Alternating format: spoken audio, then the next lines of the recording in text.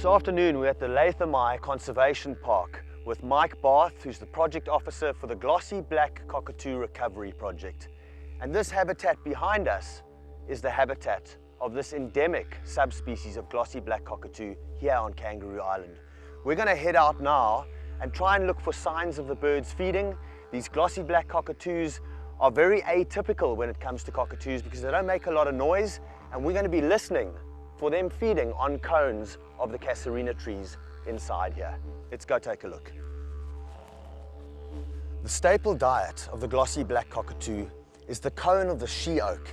And while looking for them, because they're so quiet, we're going to look for the chewings of these cones on the floor in these she oak forests. Behind these she oaks, on the other side of the valley, is another very important tree for these cockatoos. This is called the sugar gum, and it's a eucalyptus tree, and this is exactly where they nest. See, these look like old chewings, hey Mike? Yeah, some old chewings right here. Yep. So this is perfect evidence of Glossy Black Cockatoos in the area. These chewings on the floor in these forests. Now we're actually looking for newer chewings than this, because when the chewings are newer, they'll be much whiter in color. But it's a really good sign because we know that these Glossy Black Cockatoos are in the area.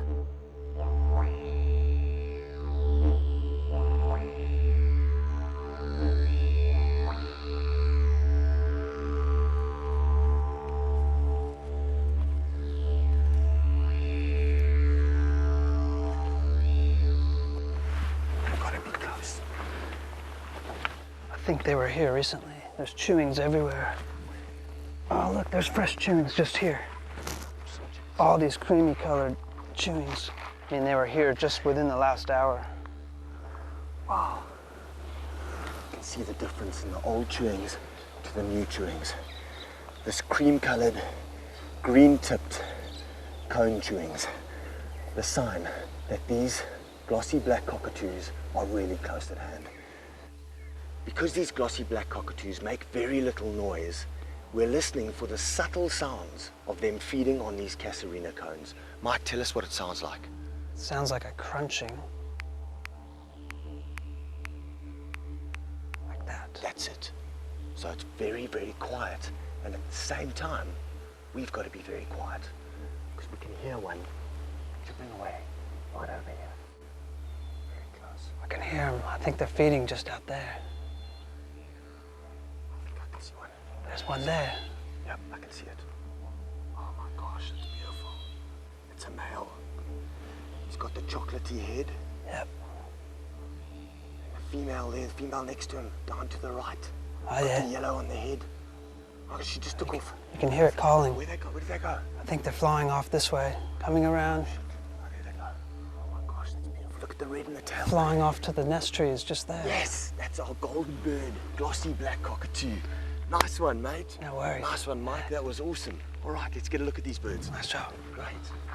We've got this pair of Glossy Black Cockatoos right at the top of these sugar gums here, jostling around, playing with each other. This is awesome, hey guys? Oh, it's unbelievable. Spectacular.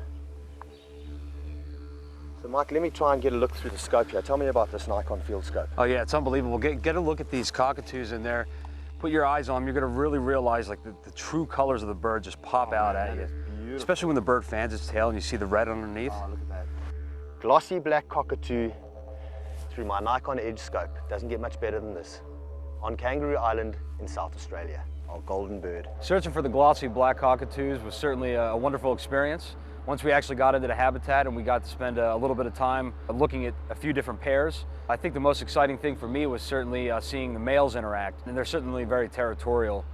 They will nest very close to one another, so they kind of get in each other's faces, and that was pretty cool. Because Kangaroo Island separated from the mainland of Australia as recently as 8,000 to 10,000 years ago, the wildlife and bird life here have evolved not into separate species, but into separate distinct subspecies of animals. These glossy blacks are a separate subspecies from the mainland species, and they've been isolated from the east coast birds for a long time, and they've actually gone extinct on the mainland in South Australia, and they're isolated to Kangaroo Island now. Now, you never know when you're out birding or you're out in the bush if you're going to see something totally unusual or unexpected. And that's exactly what we've seen this afternoon.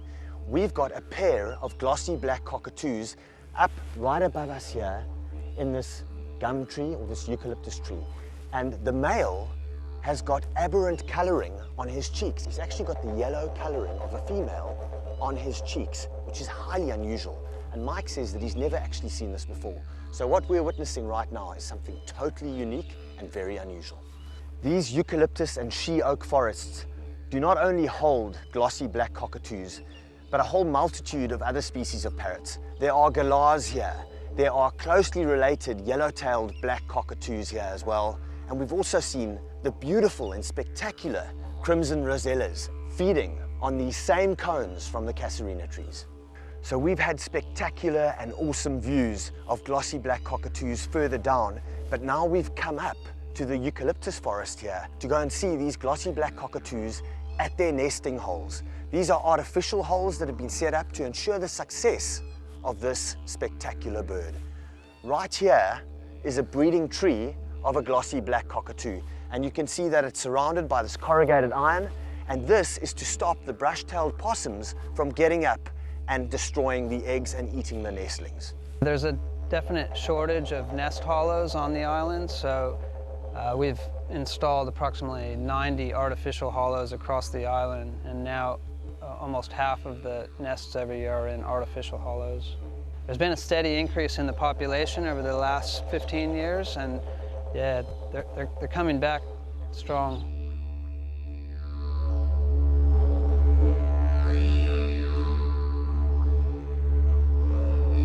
From sea lions basking on pearly white beaches, to fuzzy koalas in breezy eucalyptus trees, to pelicans soaring over azure shimmering lagoons, Kangaroo Island is truly a place where nature can be viewed as it's meant to be seen in the wild.